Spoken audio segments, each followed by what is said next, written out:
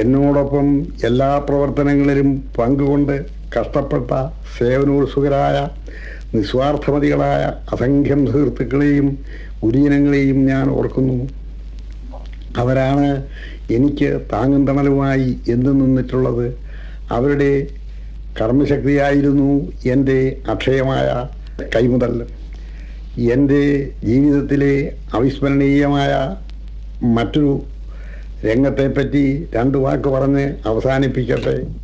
2 വർഷം മുൻപ് പന്തളത്ത് വെച്ച് നടന്ന എൻ്റെ ശതാഭിഷേകമാണത്. കേരളത്തിൽ ഇന്നുവരെ അത്ര വിപുലമായ ഒരു ശതാഭിഷേക മഹാമഹം നടന്നിട്ടുണ്ടോ എന്ന് എനിക്ക് സംശയമുണ്ട്. ഞാൻ സേവിച്ച ജനങ്ങൾ എന്നിൽ വാരിക്കോരിച്ചൊരിഞ്ഞ ആ അനുഗ്രഹവർഷത്തിന് നന്ദി പറയാൻ എനിക്ക് വാക്കില്ല. എന്നെ വ്യക്തിപരമായി ബഹുമാനിച്ചതല്ല ആ ആഘോഷം എന്നാണ് എൻ്റെ വിശ്വാസം.